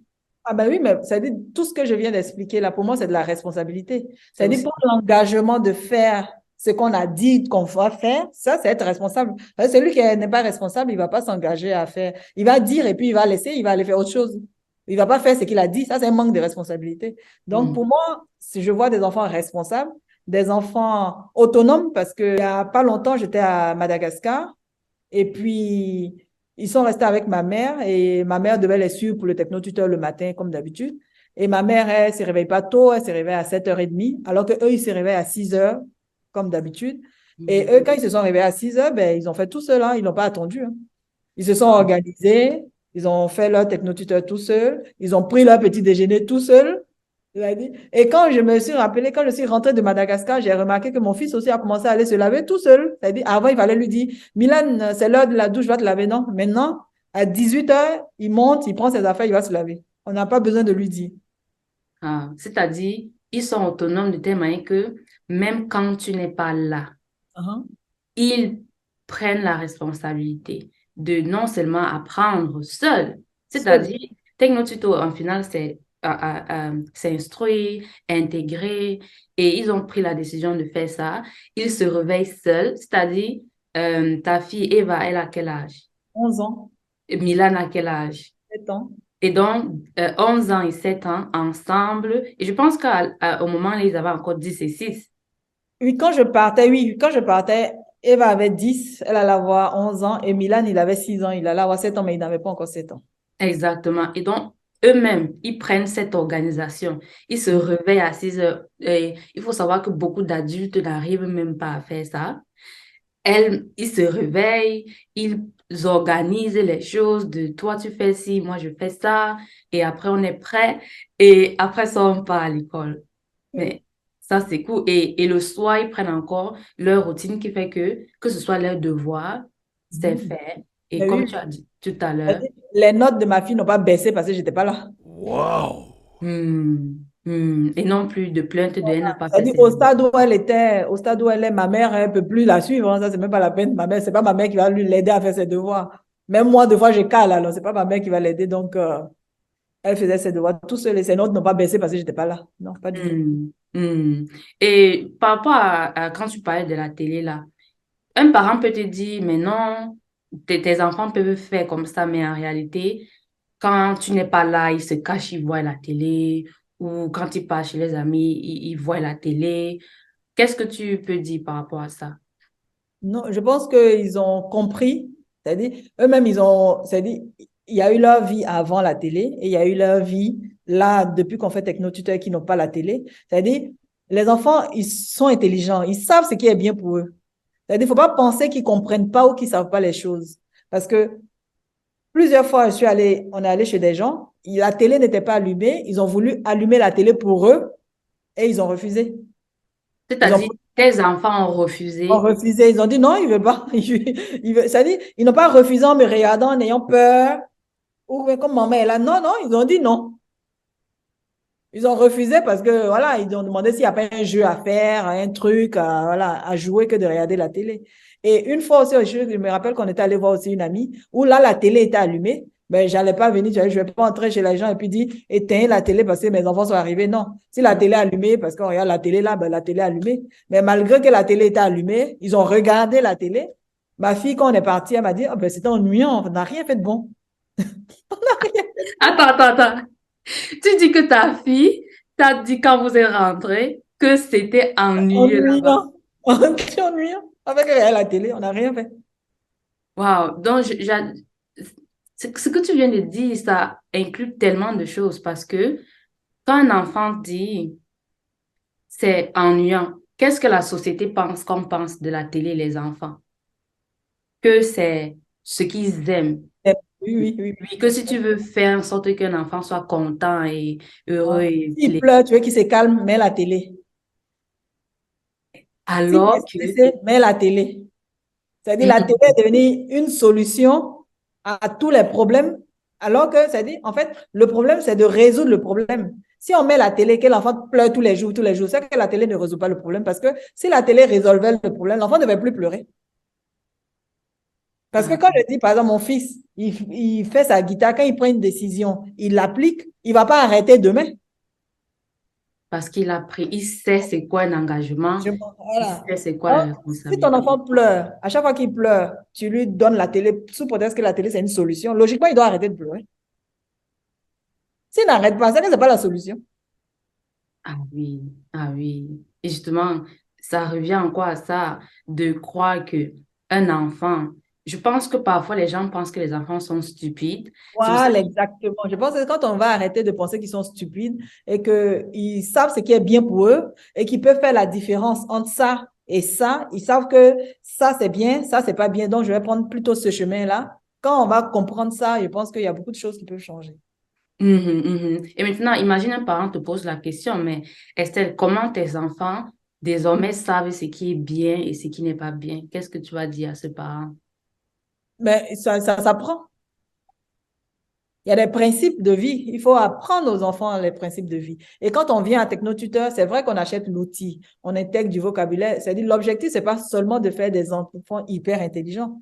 C'est de faire des enfants hyper intelligents qui savent que ça, c'est mauvais et ça, c'est bon. Parce qu'un enfant hyper intelligent qui ne sait pas faire la différence entre ce qui est mauvais et ce qui est bon, mais il est capable d'utiliser son intelligence pour faire la pire chose pour l'humanité. Je vois, je vois. L'objectif, ce n'est pas que de devenir intelligent. C'est de devenir intelligent tout en intégrant des principes de vie qui développent la vie sur Terre et non pas qui détruisent la vie sur Terre. Mhm, Tout mhm. s'apprend. Comme on doit apprendre à devenir maman, on apprend les principes. Tout s'apprend. C'est-à-dire, on vit comme ça, dans le vide. Après, on est étonné qu'on n'a rien réalisé, ou bien on a abouti nulle part, ou bien on est en train de tourner en rond, on n'est pas satisfait de notre vie, mais parce il nous manquait beaucoup de choses. Il y a beaucoup de choses qui nous ont manqué. Et à Mhm, nos mhm. enfants, on doit transmettre tout ça pour ne pas qu'ils subissent les mêmes choses que nous. Absolument, cool. Et donc, sachant ce que tu sais aujourd'hui de la parentalité, que recommanderais-tu, par exemple, à une jeune fille qui aspire à devenir maman? Donc, c'est à une jeune fille qui aspire à devenir maman, je Mhm, recommanderais l'instruction, la connaissance. C'est-à-dire, devenir maman, ça s'apprend. Et pour apprendre, il faut lire, parce que ce n'est pas à l'école que tu vas apprendre ça. Si tu as la chance d'avoir peut-être des parents qui savent, qui peuvent te transmettre ce qu'ils savent, c'est bien. Mais sinon, même si tu as des parents qui savent, qui t'ont transmis ce qu'ils savent, il faut aussi lire. C'est important de lire pour mhm, savoir mhm, c'est comment accueillir un enfant, comment éduquer un enfant, qu'est-ce qui est important. Et depuis que je suis rentrée dans cette communauté, j'ai compris aussi que les mots dans la vie d'un être humain sont aussi importants que la nourriture. C'est-à-dire, autant tu te préoccupes de donner à manger à ton enfant pour ne pas qu'il meure, autant intellectuellement, il faut aussi lui donner pour ne pas qu'il meure. Parce que c'est ce qui va se passer en fait. Parce que quand on arrive, c'est-à-dire quand on est un être humain et qu'on arrive à un stade de sa vie où on est obligé de faire ce qu'on n'aime pas pour de l'argent, c'est-à-dire peu importe le boulot, si ce n'est pas un boulot que vous aimez, mais que vous avez pris parce que c'est un boulot qui est bien payé, vous avez pris parce que vous avez besoin d'argent, c'est qu'il y a quelque chose qui a raté. Et ce raté-là vient du fait que, à la base, vos parents, ils vous ont donné à manger, à boire, mais côté intellectuel, ils vous ont pas donné ce qu'il fallait qu'ils vous donnent. parce qu'ils vous ont envoyé à l'école en pensant que l'école va s'en L'école occuper. va faire, alors que l'école va pas faire. Wow, merci. Et donc, merci pour le conseil, puisque je suis une future maman. Et maintenant, à celles qui sont déjà mamans et Voilà, qui celles qui sont justement, déjà mamans, c'est-à-dire comme vous avez écouté, moi j'ai connu Technotuteur, mes enfants étaient déjà nés, ils avaient déjà des problèmes. Donc, même à ce stade-là, il n'est pas tard, on peut toujours régler, et peu importe l'âge de votre enfant. Même si vous êtes adulte, c'est-à-dire si votre parent n'a pas entendu parler de Technotuteur et que malheureusement vous êtes devenu grand, vous avez, je sais pas moi, quel âge, Technotuteur peut vous aider. hmm, C'est-à-dire, peu importe, c'est-à-dire, c'est très bien d'utiliser très tôt, mais si vous n'avez pas utilisé très tôt, ce n'est pas non plus la fin du monde. Technotuteur peut vous aider. On peut toujours changer de paradigme. yeah, On yeah. peut toujours reprogrammer les choses. Absolument. Ma prochaine question, c'est d'après toi, je pense que tu l'as un peu répondu, mais si tu peux un peu aller au fond de ta pensée et développer encore plus, d'après toi, pourquoi est-ce que c'est important d'un enfant, pour un enfant, de comprendre et appréhender le monde dans lequel on vit. C'est important pour lui de comprendre et d'appréhender le monde dans lequel on vit, parce que c'est ce qui va lui permettre d'être. C'est-à-dire, comme on l'a lu, je ne sais plus, dans un livre, là, tu ne peux pas, c'est-à-dire, pour être, il faut Pour créer, il pouvoir. faut être, oui. Voilà, pour créer, il faut être. Donc, Mhm. si vous voulez que votre enfant crée, il faut qu'il ait la capacité de créer. C'est-à-dire, il faut qu'il soit. Donc, s'il n'est pas, il ne pourra pas. Donc, du coup, donnez ta technotuteur à l'enfant très tôt. Déjà, vous allez stabiliser ses émotions. Ça sera un enfant qui sera stable émotionnellement, qui va prendre des décisions sur des bases de principes qui ont de la valeur et qui développent la vie sur Terre. Et vous allez finir par avoir un enfant qui ne va pas passer. Pour moi, faire un boulot qu'on n'aime pas pour de l'argent, c'est limite se prostituer intellectuellement. C'est une prostitution intellectuelle. C'est-à-dire, on ne devrait pas avoir ça. C'est-à-dire, vous allez faire des enfants qui feront des choses qu'ils vont aimer parce qu'ils sauront même comment faire en sorte de créer de l'argent parce qu'ils auront cette intelligence-là. Wow, tu as dit Ils vont pas aller, ils vont pas aller te faire un boulot. Non, mais c'est bien payé, mais c'est-à-dire, imagine-toi, tu fais un boulot où tu es dans un bureau, tu dois appuyer sur un bouton pour qu'un missile aille tuer des gens, je ne sais pas où. Mais comme c'est payé 10 000 euros, tu acceptes de le faire, tu acceptes d'aller appuyer sur le bouton. wow. Parce que c'est payé cher. Et parce que tu Mhm. ne sais pas quoi faire. Parce que tu as besoin d'argent. En quoi? Ça, c'est de la prostitution intellectuelle. C'est-à-dire, il faut qu'on mette fin à ça. Mhm. Chacun Mhm. devrait se nourrir de ce qu'il aime. Mhm. Faire des choses, je fais ça parce que j'aime et je sais comment obtenir de l'argent avec. Donc, je n'ai pas besoin d'aller faire quelque chose que je n'aime pas. Oui, justement, parce qu'il y a aussi beaucoup d'adultes aujourd'hui qui partent et font des boulots qu'ils détestent Mais parce que c'est parce que c'est payé, parce qu'on a besoin d'argent, comme moi, c'est-à-dire quand j'ai fini avec la cuisine, je ne savais pas quoi faire. Mais comme j'avais besoin d'argent, je suis allée faire être soignante, mais je ne voulais pas faire ça. J'ai jamais pensé faire ça, j'ai jamais rêvé faire ça. Je fais ça parce que, ma foi, c'est payé, hein, ma foi. oui, exactement, et qu'il faut payer les factures en Voilà, il fait. faut payer les factures. En tout cas, merci. Pour moi, ça résonne. Intellectuellement, j'avais la capacité de faire autre chose, je ne serais pas allée faire ça. Oui, exactement. Si tu étais Non, redis Ah, ça, s'il te plaît. j'ai dit, si intellectuellement, j'avais la capacité de faire autre chose, je ne serais pas allée faire ça en ce moment précis-là.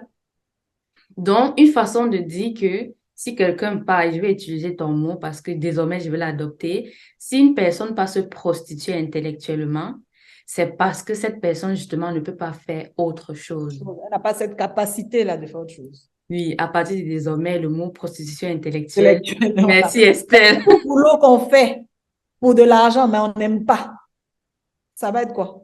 Faut m'expliquer ce que c'est. En tout cas, expliquez-nous ce que c'est dans les commentaires. Expliquez-nous ce que c'est. Et vous partez faire, vous n'aimez pas, mais vous partez faire.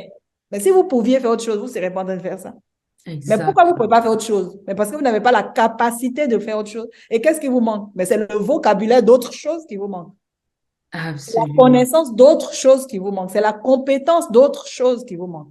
Hmm. Et donc, imagine, quelqu'un vient te dire, mais Estelle, tes enfants vont déjà à l'école. Pourquoi est-ce que tu te stresses, tu te casses à vouloir Ah, je ne les... suis pas stressée, hein. Au contraire, je suis plus stressée. Où je suis là, je suis détendue. Ah non, je suis sur le bon chemin. Le chemin, l'autoroute de la détente. Waouh, c'est fou à quel point tu n'as même pas fini. Tu ne m'as même pas laissé finir tellement. Quelque part, tu dis, Sandra, cette question, ça fait pas un sens. Maintenant, si vous voulez stresser, continuez avec le chemin sur lequel vous êtes, si vous êtes satisfait. C'est-à-dire, quand vous criez sur vos enfants, si vous, je ne sais pas moi, l'enfant a de mauvaises notes, mais pour vous, dans votre tête, c'est parce qu'il est né bête. OK, ma foi. Oui, imagine un parent dit ça. Qu'est-ce que tu vas lui dire? Imagine un parent dit, non, c'est mon enfant, c'est lui le problème, c'est lui qui est bête. Qu'est-ce que tu vas lui dire? Non, c'est pas lui le problème. Personne n'est né bête. C'est ce que je disais tout à l'heure. On est tous avec les mêmes compétences, avec une terre fertile qui est notre cerveau. Cette terre, elle a beau être fertile, si vous ne plantez rien, ça va rien donner. Yeah. Yeah. Tu as beau avoir la meilleure terre du monde.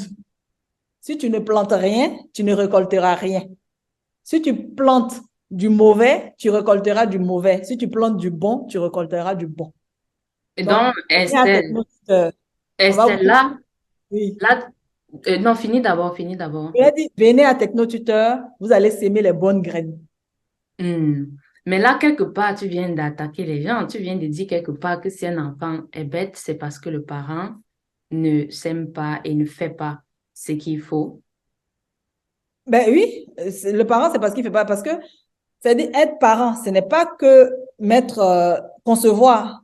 Après la conception, ton rôle est de faire en sorte que cet enfant-là ait le meilleur avenir possible, ait la, je sais pas moi, soit la meilleure possible. C'est ton rôle en tant que parent. C'est-à-dire, aimer son enfant, c'est pas seulement lui faire des bisous, lui acheter, je sais pas moi, une tablette ou non. C'est de faire en sorte que intellectuellement aussi cet enfant-là puisse s'en sortir. C'est pas qu'il soit tout le temps derrière toi, même à 30 ans. Maman, est-ce que tu peux me donner 200 € parce que je m'en... Non. Et puis comme tu lui donnes, donc tu aimes ton enfant. Non, c'est pas ça aimer son enfant.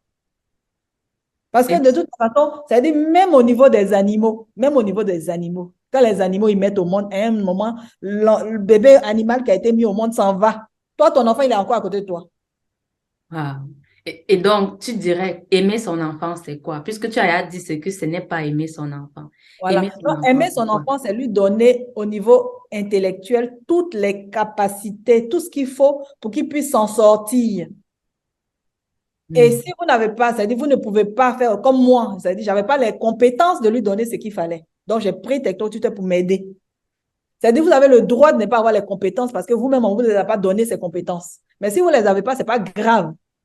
Vous pouvez utiliser un outil qui va vous aider, un outil déjà qui va vous-même vous donner les compétences parce que puisqu'on utilise avec l'enfant, donc nous-mêmes, en tant que parents, on augmente notre capacité intellectuelle et en même temps, on augmente les capacités intellectuelles de l'enfant. Mhm, mhm, mhm. Et donc, euh, qu'est-ce que ça te fait, toi, de voir tes enfants faire ces choses extraordinaires?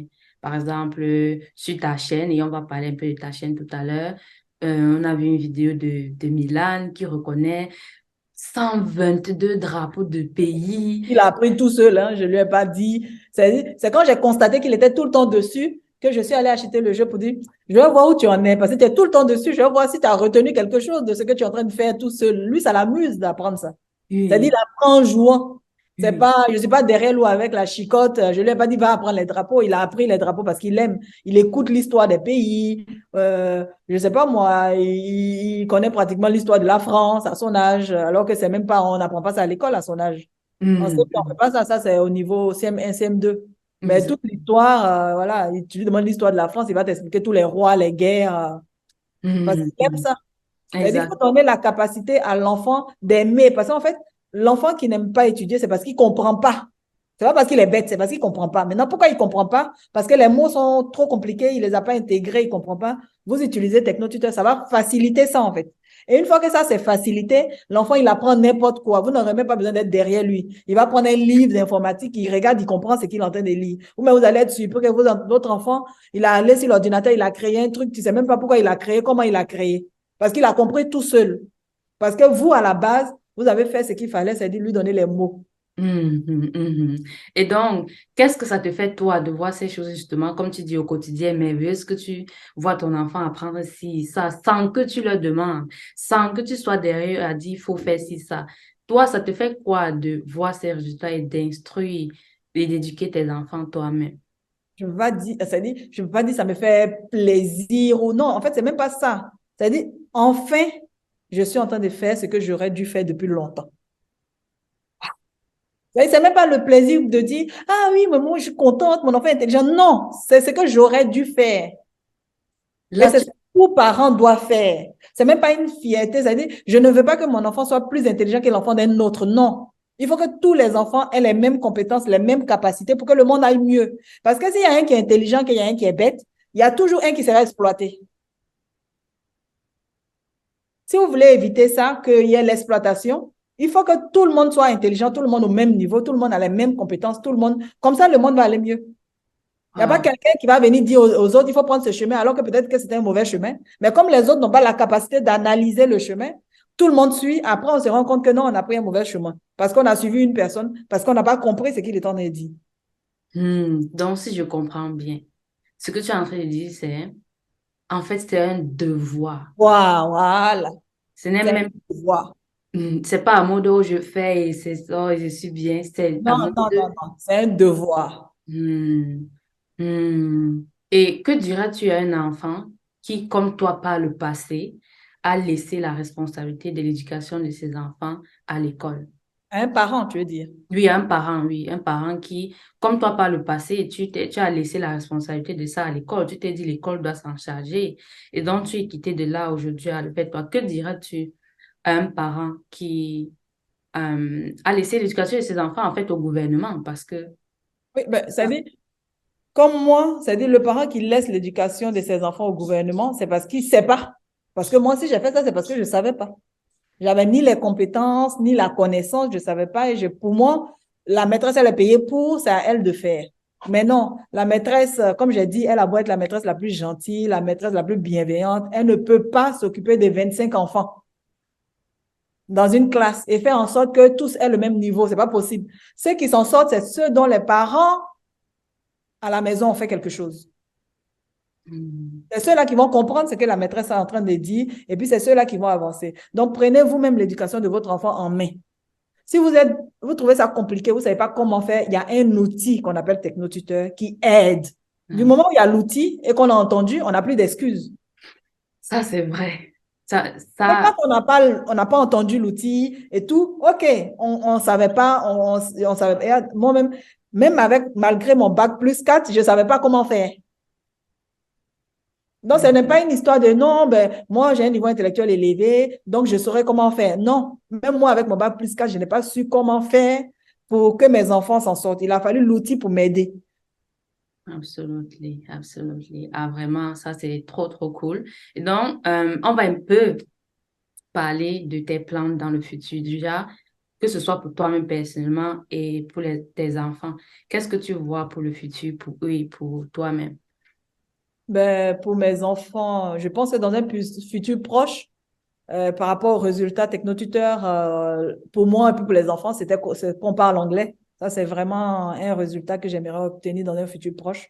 Mais je sais Mhm. pas quand est-ce que ça sera possible, puisqu'on n'est pas dans un environnement en France, on ne parle pas anglais au quotidien. Donc, je ne sais pas combien Mhm. de temps ça va prendre, mais ça serait intéressant qu'on parle anglais quand Mhm. même. Mhm. Et pour mes enfants aussi, dans un futur un peu moyen, je vais dire, c'est qu'ils développent leur capacité à lire, qu'ils lisent beaucoup, parce que je pense qu'une fois qu'ils développeront leur capacité à lire, j'aurai même plus besoin d'être derrière eux. À lire, à comprendre ce qu'ils lisent, peu importe ce qu'ils voudront apprendre, ils le feront tout seuls, j'aurai même pas besoin d'aide. Même si ils apprennent des choses que je ne sais pas, du moment où ils comprennent ce qu'ils sont en train de lire, c'est le plus important, en fait. Mhm. Donc, déjà ça, et puis faire en sorte, à long terme, faire en sorte que ce soit des personnes responsables, qui savent où ils vont, qui savent ce qu'ils veulent dans la vie, voilà. Faire en sorte de faire des gens, des personnes autonomes, en fait. Exactement. Et justement, côté de lecture, tu veux approfondir ça. Mais dis-nous déjà, avant et après Technotuteur, leur niveau de lecture chacun, que ce soit pour Eva ou que ce soit pour Milan. Avant, après Technotuteur, Mhm. Eva, elle lisait pas, elle était comme moi. Bon, en même temps, je veux dire, les enfants nous copient. Si on est devant la télé, l'enfant ira devant la télé. Si on est sur les réseaux sociaux, l'enfant ira sur les réseaux sociaux. Parce que tu ne peux pas dire à ton enfant, lis, pendant que toi-même tu es sur les réseaux sociaux. Ou bien tu es sur la télé. Si la lecture est si intéressante, pourquoi toi-même tu ne fais pas? Bonne question. Donc, si tu veux que ton enfant lise, si tous les jours, depuis qu'il est né, il te voit lire, il va lire. Tu n'auras même pas besoin de venir lui dire lis, puisque tu seras comme un modèle pour lui. Mhm, mhm, mhm. Donc, on a éteint la télé. Moi, j'ai intégré un club de lecture, donc maintenant je lis. Donc, du coup, Eva aussi lit. Voilà, lecture, j'ai pas eu besoin d'en parler, de dire, il faut que tu lises et tout. Non, non, non. C'est-à-dire, j'ai acheté les livres, j'ai mis dans sa chambre et elle lit. Voilà, elle lit toute Oui, seule. et justement parce que tu as fait la base qui est d'intégrer son vocabulaire. Voilà, exactement, son vocabulaire étant développé. Elle prend, lit des livres qu'elle n'aurait pas. Je pense qu'avant Techno-Tuteur, j'avais acheté des livres qu'elle lisait pas. Qu'elle a commencé à lire après Techno-Tuteur. C'est maintenant qu'elle est en train de Et les lire. maintenant qu'elle a commencé à lire, des fois même elle lit, je ne comprends rien. Je lui dis, mais est-ce que tu comprends ce que tu lis là? Mais oui, c'est facile. Et là, ils ont dit ça, ils ont dit ça. Ah, d'accord, ok. Et quel est un peu son record qu'elle a battu qui, toi, t'a Quelle surprise et tout ça. Quel est le record qu'elle a battu Oui, jusqu'ici? mais c'est le livre L'Alchimiste qu'elle a lu, je ne sais plus en combien de jours, là. Je sais pas Ah, si toi, tu ok. te rappelles, je sais pas si elle a fait 3 ou 4 jours. Un livre que j'ai lu et que j'ai trouvé très intéressant. On a lu dans le club de lecture. Et puis, j'ai vu qu'elle tournait en rond, elle faisait rien. Et puis, je dis, mais t'as pas de livre à lire en ce moment? Oh non, j'ai rien de bon. Et puis, elle dit, mais nous, on a lu L'Alchimiste. Je trouve que c'est très bien. Ça raconte l'histoire d'un berger et tout. Et donc, je lui ai donné. Et 3 jours après, elle vient me dit, j'ai fini. J'ai dit, tu te fous de ma gueule. Moi, j'ai mis au moins 2, 3 semaines sur le livre. Toi, tu viens me dire en 3 jours, j'ai fini. Donc, j'ai dit, OK, raconte-moi l'histoire. Parce que si tu as lu, tu vas me raconter ce qu'ils ont dit. Dedans, plus j'ai lu, je sais ce qu'on dit. Elle m'a raconté l'histoire. J'ai dit, ah, OK, t'as lu. OK. Wow. C'est-à-dire, elle a non seulement lu, elle a traité l'information et elle est capable de la Transmettre. Oui, transmettre. elle m'a raconté. Elle a lu, elle m'a raconté. Wow, ça c'est cool, ça c'est cool. Et où est-ce qu'on peut te retrouver? J'aimerais qu'on parle un peu aussi de ta boutique. C'est vrai qu'on a beaucoup parlé de parentalité, etc. Mais parle-nous un peu de ta boutique. Qu'est-ce que tu vends? Ça représente pour que ceux qui sont en train de regarder puissent un peu avoir une idée à peu près de c'est quoi Saveur d'Afrique.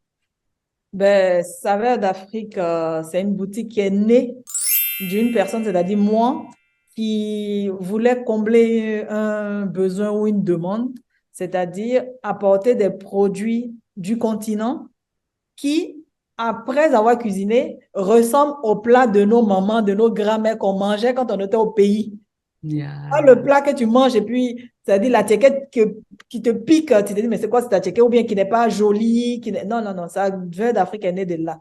Donc, l'idée de base, c'est de proposer des produits de qualité. Donc, Mhm. ça, c'est déjà l'idée de base. Donc, je fais venir mes produits moi-même. Je suis originaire de la Côte d'Ivoire, donc je fais venir mes produits de la Côte d'Ivoire. Je vends aussi des produits qui sont originaires d'autres pays, comme du Cameroun, du Congo, mais que je fais venir aussi avec des personnes qui sont dans la même logique que moi. C'est-à-dire, Mhm. si je prends mes épices, ça sera avec une Camerounaise qui elle-même fait venir ses épices du pays. Mhm. Si je Mhm. prends mon chikwang, mon bobolo, ça sera avec une Congolaise qui, elle aussi, fait venir des produits Mhm. du pays. Mhm. Donc, c'est-à-dire, ceux qui se déplacent pour venir à Saveur d'Afrique, c'est parce qu'ils veulent bien manger. Yes. Celui qui veut bien manger, il va se déplacer. Nous, Maintenant, nous, on veut bien manger. voilà. Celui qui est content de l'asiatique, lui, je ne peux rien faire pour lui. Hein. Non, je ne peux rien faire pour lui. Mais celui qui n'est pas content, il peut venir à Saveur d'Afrique, il sera content. Oui, et surtout, comme tu as dit, avant, les gens devaient se déplacer, mais désormais, tu as Voilà, facilité la désormais, tâche maintenant, il y a la au boutique en monde. ligne. C'est vrai que sur la boutique en ligne, je ne peux pas tout vendre. Je ne peux pas vendre, par exemple, le bobolo, le chikwang, la tiéké, puisque c'est des produits qui sont congelés, donc je ne peux pas vendre ça sur la boutique. Mais au Mm. moins, vous avez tous les produits secs, vous avez des tisanes de qualité. Ah, il y a les tisanes. L'hibiscus, là, vous faites, c'est rouge, c'est intense. C'est le sang. Ah oui, c'est pas l'hibiscus très clair, transparent, là, tu te dis, mais non, non, non, l'hibiscus, c'est intense. Tu as tous les nutriments, tu as la poudre de baobab, tu as le moringa, tu as toutes les épices du Cameroun. Et c'est pas parce que ça dit, j'ai aussi vu aussi des clients, ce que j'ai remarqué, Mhm. c'est que comme je viens de la Côte d'Ivoire, des fois, il y a les clients qui viennent comme ils viennent de la Côte d'Ivoire. Ils disent, non, il y a des épices du Cameroun. Non, mais tu sais, moi, nous, là, on ne connaît pas. Dans la vie, il faut tout tester. Non, mais c'est vrai. Moi, je ne mangeais pas les épices du Cameroun. J'ai découvert les épices du Cameroun et puis maintenant je ne cuisine pas sans mettre les épices du Cameroun. C'est pas pour... Period. Non, c'est-à-dire, il faut tout tester. Et puis, en plus, comme c'est des produits de qualité, c'est-à-dire, toutes ces épices sont des plantes qui soignent.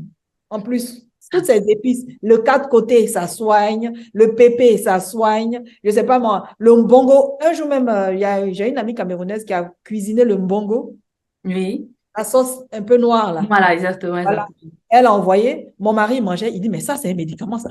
Ça, c'est un médicament.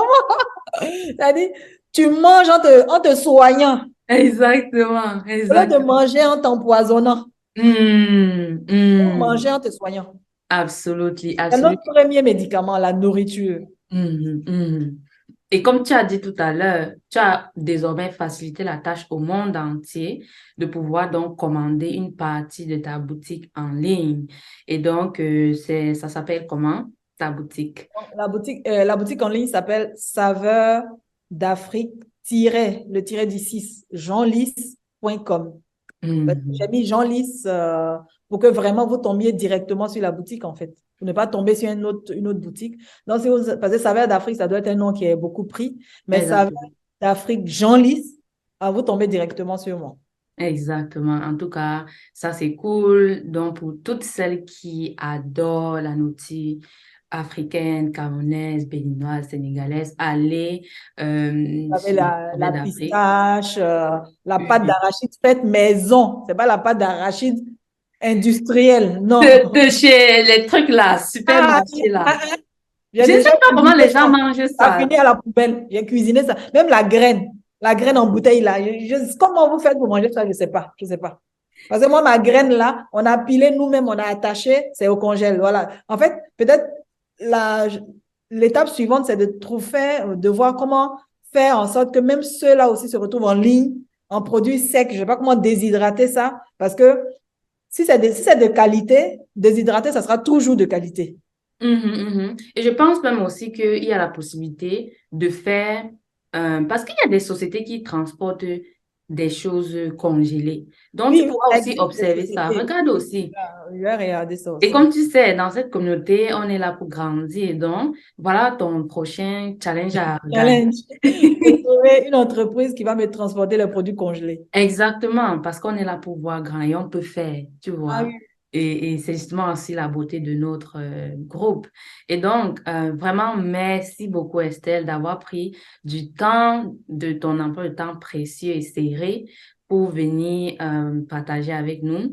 Et je suis super ravie. Je pense que beaucoup seront ravis d'écouter ton histoire, comme moi, j'étais ravie d'écouter ton histoire, parce que certes, je te connais, mais il y a certaines choses que tu as dit ici aujourd'hui que je ne savais pas et tu es allé en plus en profondeur, donc ça fait super, super plaisir. Donc, le mot de la fin, qu'est-ce que tu peux dire pour clôturer cette magnifique interview? Comme l'interview s'adresse beaucoup aux parents et aux mamans, donc le mot de la fin que j'aimerais dire, qui est important, c'est que quand on met un enfant au monde, en tant que parent, notre devoir est de faire en sorte de lui donner la possibilité d'être quelqu'un qui s'en sort dans la vie. Et donc, ce devoir-là, si on, on s'estime intellectuellement capable de le faire, c'est bien, mais si on a des difficultés, il y a un outil qu'on appelle technotuteur qui va nous aider à pouvoir accompagner nos enfants comme il se doit. Donc, n'hésitez pas, faites comme moi, je suivais Sandra pour les cheveux. Donc, comment j'ai fait pour passer des cheveux à technotuteur? Je ne sais pas, mais là, je suis passée des cheveux à technotuteur. Donc, voilà, faites comme moi, faites confiance. Comme j'ai dit dans une autre interview, c'est pas tout on dépasse dans la vie. Des fois, il faut savoir s'arrêter pour ne pas avoir des regrets demain.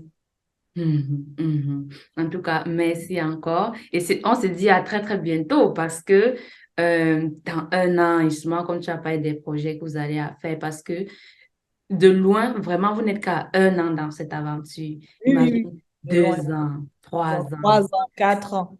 Et puis, comme tu as dit là tout à l'heure, si les gens veulent me suivre et tout, j'ai une chaîne YouTube aussi qu'on appelle Estelle Touré, donc où je mets un peu certains progrès des enfants. Donc, vous pouvez Mhm. aller aussi sur cette chaîne-là aussi pour voir, pour vous abonner, hein. Abonnez-vous surtout, hein. Exactement. Donc, Vous oui. abonner et puis nous suivre dans tout ce qu'on va partager pour voir si ça peut encore vous rassurer, vous donner confiance. L'objectif, c'est ça. C'est que vous intégrez la communauté. Quand vous allez intégrer, pas pour moi, mais pour vous, il faut le faire parce que c'est un devoir qu'on a en tant que parents.